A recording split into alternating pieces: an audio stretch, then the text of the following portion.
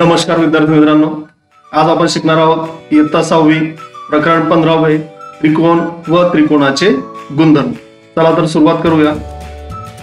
खाली तुम्हाला या ठिकाणी दोन आकृत्या दिलेल्या आहेत आणि त्रिकोणाची आकृती कोणती आहे हे ओळखायचं आहे। मग कोणती आहे यामध्ये त्रिकोणाची आकृती? ही जी पहिली आहे ABC, तर ही आहे त्रिकोणाची आकृती, म्हणजे त्रिकोण ABC। मग त्रिकोण म्हणजे काय? या ठिकाणी एक त्रिकोण काढलेला आहे बघा, त्रिकोण ABC। त्रिकोणाची व्याख्या आपण या ठिकाणी बघूया।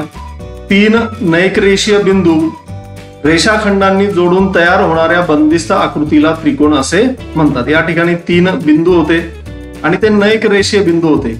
एक रेषीय आणि नैकरेषीय बिंदू आपल्याला माहिती आहे, त्या अगोदर आपण शिकलेलो आहोत।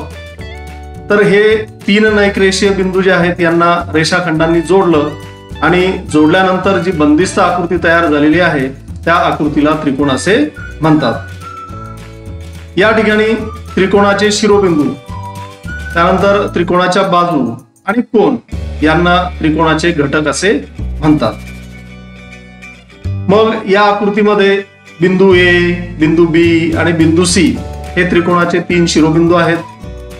त्यानंतर रेख AB, रेख BC आणि रेख AC ह्या त्रिकोणाच्या तीन बाजू आहेत आणि कोन ABC, त्यानंतर कोन BCA आणि कोन CAB हे त्रिकोणाचे तीन कोन आहेत।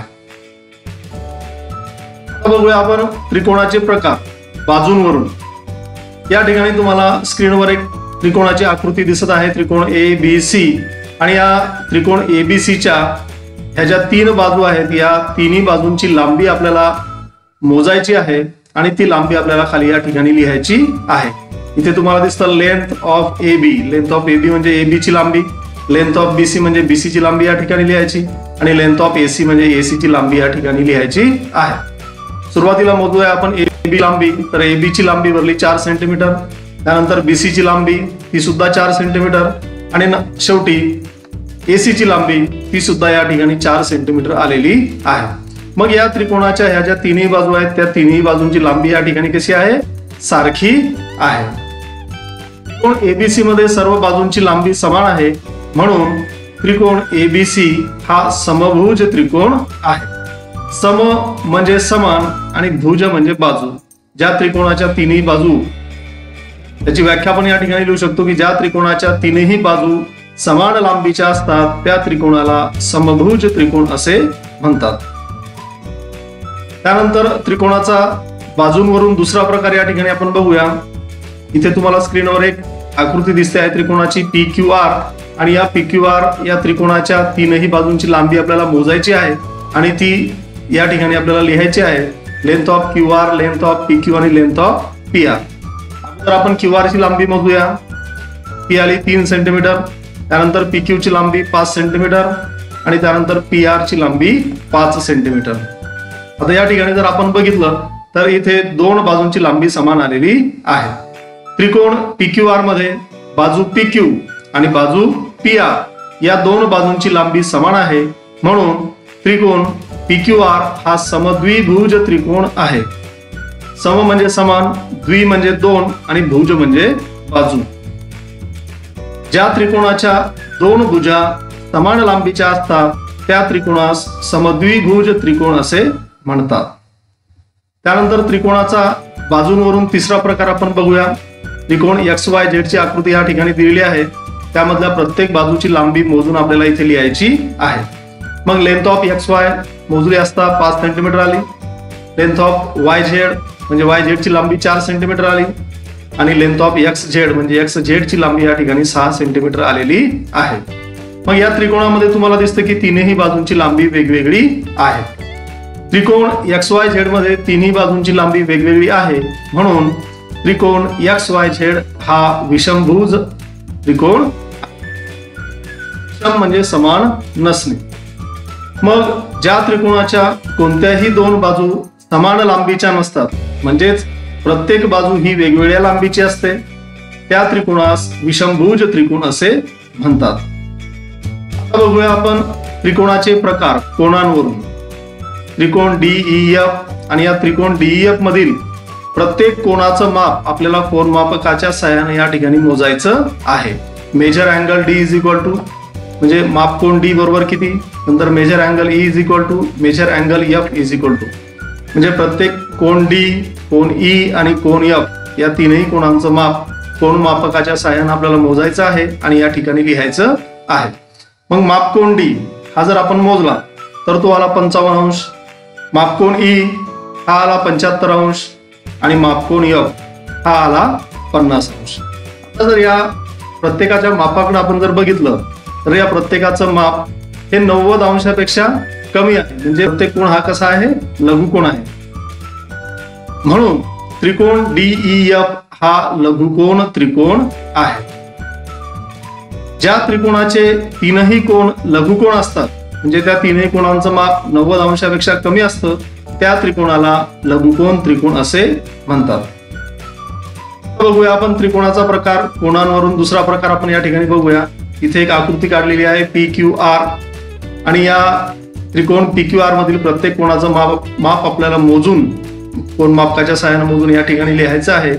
मग माप कोन P मोजला असता तो आला 35 अंश, माप कोन Q तो आला 90 अंश आणि माप कोन R तो आला 55 अंश. मग या तीनही मापांचं आपण निरीक्षण केलं असता आपल्याला या ठिकाणी दिसतं की माप कोन Q हा जो आहे तो 90 अंशाचा आलेला आहे आणि 90 अंशाच्या कोनाला आपण काटकोन असे म्हणतो.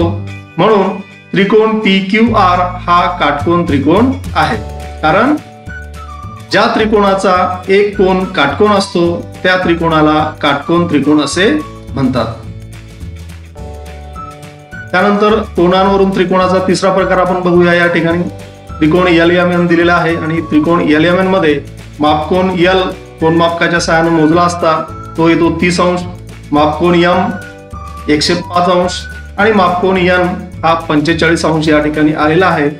आणि या तिन्ही कोनांच्या मापाचं आपण निरीक्षण केलं तर आपल्याला दिसतं की माप कोन M जो आहे तो 90 अंशापेक्षा जास्त आहे, म्हणजे तो काय आहे, विशाल कोन आहे. आणि म्हणून त्रिकोण LMN हा विशाल कोन त्रिकोण आहे. ज्या त्रिकोणाचा एक कोन विशाल कोन असतो त्या त्रिकोणाला विशाल कोन त्रिकोण असे म्हणतात. आता बघूया आपण त्रिकोणाचे गुणधर्म. पहिला गुणधर्म, त्रिकोणाच्या तीनही कोनांच्या मापांची बेरीज 180 अंश असते. मग तुम्ही तुमच्या वहीवर कोणत्याही आकाराचा कोणत्याही प्रकारचा त्रिकोण काढला आणि त्या त्रिकोणाच्या तीनही कोनांची मापं जर तुम्ही मोजली कोन मापकाच्या सहाय्याने आणि त्या तीनही कोनांच्या मापांची तुम्ही जर बेरीज केली तर ती 180 अंशच येते. आणखी एखादा तुम्ही त्रिकोण काढला दुसऱ्या प्रकारचा, त्याच्याही कोनांची मापं मोजली आणि त्यांची जर बेरीज केली तर ती सुद्धा 180 अंश येते.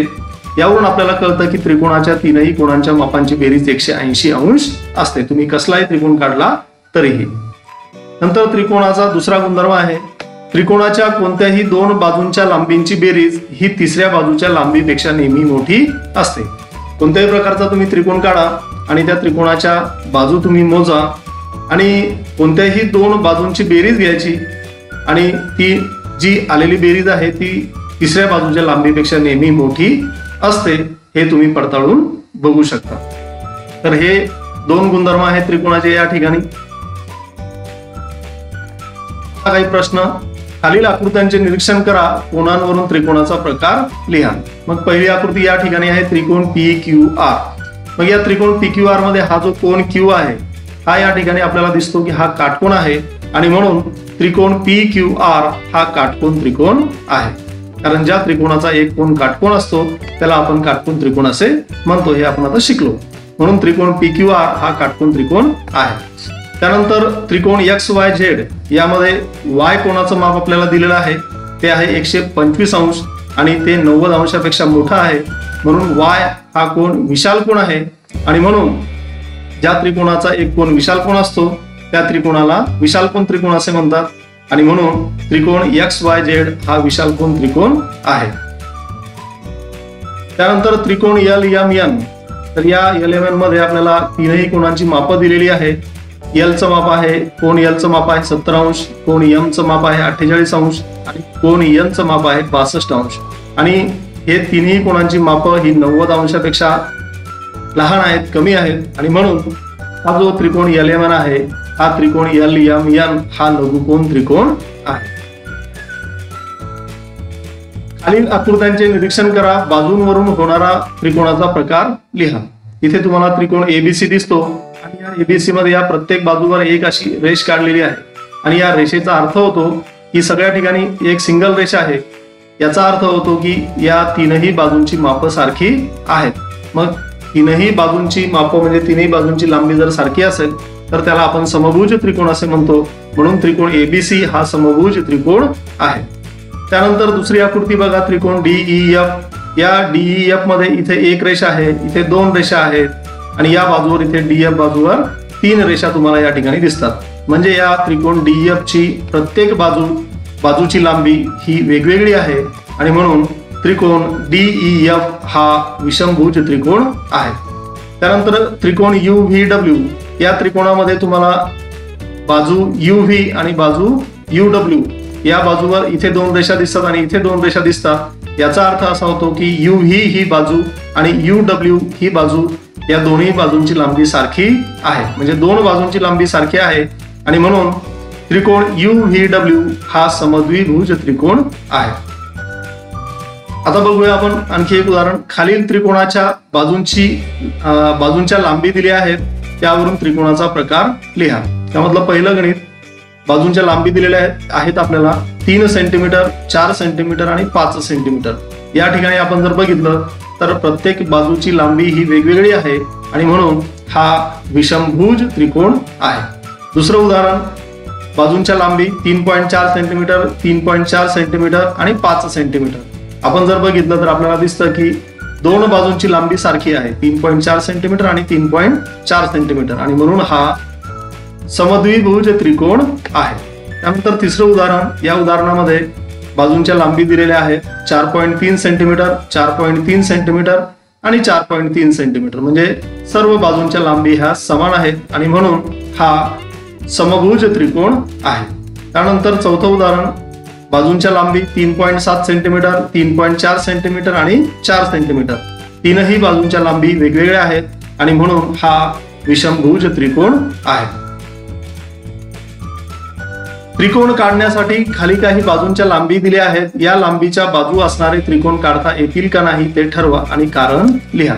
आपल्याला या ठिकाणी त्रिकोणाच्या बाजूंच्या लांबी दिलेल्या आहेत आणि या लांबीवरून आपल्याला ठरवायचं की या बाजूच्या लांबीचा त्रिकोण आपण काढू शकतो किंवा नाही. आणि काढू शकत असेल तर का आणि काढू शकत नसेल तर का काढू शकत नाही, त्याचं आपल्याला कारण द्यायचं. पहिलं उदाहरण दिलेलं आहे 17 सेंटीमीटर, 7 सेंटीमीटर आणि 8 सेंटीमीटर. यामधली ज्या मोठी बाजू सोडून द्या आपण आणि बाकीच्या ज्या दोन बाजू आहेत त्यांची आपण बेरीज घेऊया. कारण आपल्याला गुणधर्म माहित आहे त्रिकोणाचा की त्रिकोणाच्या कोणत्याही दोन बाजूंच्या लांबीची बेरीज ही तिसऱ्या बाजूच्या लांबीपेक्षा नेहमी मोठी असते. म्हणून आपण दोन बाजूच्या लांबीची बेरीज घेऊया. लहान बाजू ज्या आहेत त्या 7 आणि 8 म्हणून 7 अधिक 8 बरोबर 15. आता ही बेरीज झाली 15 आणि तिसरी बाजू आहे 17 सेंटीमीटर. मग या ठिकाणी 15 हे या तिसऱ्या बाजूपेक्षा कसे आहे, लहान आहे. म्हणजे ही जी बेरीज आलेली आहे ही बेरीज ही तिसऱ्या बाजूपेक्षा लहान आहे. येथे दोन बाजूच्या लांबीची बेरीज ही तिसऱ्या बाजूच्या लांबीपेक्षा लहान आली आहे आणि म्हणून हा त्रिकोण आपल्याला काढता येणार नाही. दुसरं एक उदाहरण आपण बघूया. 7 सेंटीमीटर, 24 सेंटीमीटर आणि 25 सेंटीमीटर या त्रिकोणाच्या बाजूंच्या लांबी आपल्याला दिलेल्या आहेत. मग यामध्ये आपण 7 आणि 24 यांची बेरीज घेऊया. 7 अधिक 24 बरोबर 31 आणि तिसरी बाजू आहे 25 सेंटीमीटर आणि दोन बाजूंच्या लांबीची बेरीज झाली 31. म्हणून या ठिकाणी ही जी आलेली बेरीज आहे 31 ही 25 पेक्षा मोठी आहे आणि म्हणून त्रिकोणाच्या गुणधर्मावरून येथे दोन बाजूंच्या लांबीची बेरीज ही तिसऱ्या बाजूच्या लांबीपेक्षा मोठी आहे. म्हणून या बाजूंच्या लांबीचा त्रिकोण आपल्याला काढता येईल. धन्यवाद.